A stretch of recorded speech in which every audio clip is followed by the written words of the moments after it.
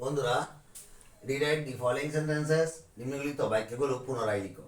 কিভাবে লিখবো? এখানে বলতে আছে শুদ্ধ করে লিখা। Raju is sick, so the nurse look after him. Raju অসুস্থ, তাই সেবিকা লুক আফটার সেবা করে বা যত্ন নেই হিম তার। এখানে হিম তাকে হবে না, তাই তাকে সেবিকা তাকে সেবা দেয় বা যত্ন করে।